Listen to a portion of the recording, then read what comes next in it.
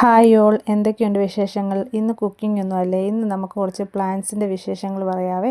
ഞാൻ കഴിഞ്ഞ ദിവസം ഒരു വീഡിയോയിൽ പറഞ്ഞില്ലേ എൻ്റെ ഒരു ഫ്രണ്ടിൻ്റെ വീട്ടിൽ പോകുന്ന കാര്യം. ഫ്രണ്ടിൻ്റെ വീട്ടിൽ പോയപ്പോൾ അവിടെ കുറേ വെറൈറ്റി ചെടികൾ നിൽക്കുന്നതുകൊണ്ട് എൻ്റെ കയ്യിലൊന്നും ഇല്ലാത്ത കുറേ മോഡലുകളാണ്. അപ്പോൾ അതൊക്കെ കണ്ടപ്പോഴത്തേക്കും നമ്മൾ കുറച്ച് ചോദിച്ച് അതിൽ നിന്ന് കുറേ ചെടികളൊക്കെ തന്നു വിട്ടേ.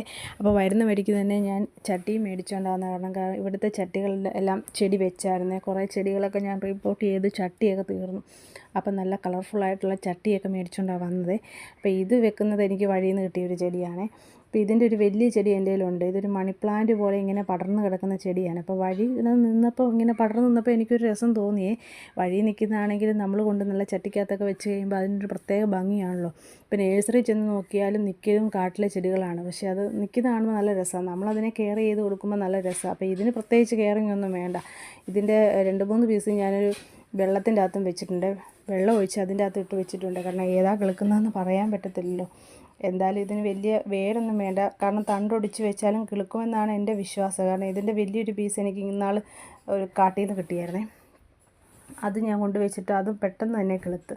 അത് ഏത് കാലാവസ്ഥയിലും കിളുക്കുന്ന ചെടി. ഇൻഡോറായിട്ടും വെക്കാം, വെയിലത്ത് വെച്ചാലും ഒന്നും പ്രശ്നമില്ലാത്തതാണ്. അപ്പോൾ അത് കൊണ്ടുവച്ച് പിന്നെ ഈ കാണുന്ന ചെടി ഇത് ഞാൻ മിക്ക വീടുകളിലും കണ്ടിട്ടുണ്ട്. ഒരു മണി പ്ലാന്റിൻ്റെയൊക്കെ ഒരു ഇല പോലത്തെ ഒരു ഇലയാണ്. പക്ഷെ നല്ലതായിട്ട് പൊട്ടിക്കിളുത്ത് നല്ല ചട്ടി നിറച്ചാകുന്ന ഒരു ചെടിയാണ്. അപ്പോൾ അതും ഞാൻ കൊണ്ടുവച്ചിട്ടുണ്ട്. കിളുക്കോ ഇല്ലയോ എന്നൊന്നും അറിയത്തില്ല. കാരണം വേറൊന്നുമല്ല, ഇവിടുത്തെ കാലാവസ്ഥ ഭയങ്കര ചൂടാണ്. ഞങ്ങളുടെ മുറ്റത്ത് ഭയങ്കര ചൂടാണ്. കുറച്ച് സ്ഥലങ്ങളിലൊക്കെ ഉള്ള ഷെയ്ഡ്.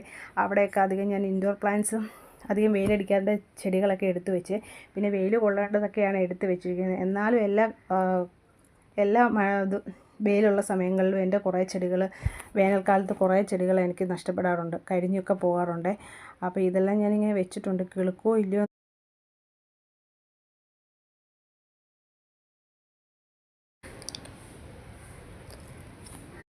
അപ്പോൾ കിളുക്കോ ഇല്ലയോ എന്നൊന്നും അറിയാം. എല്ലാം കൊണ്ട് ഇങ്ങനെ വെച്ചിട്ടുണ്ട്.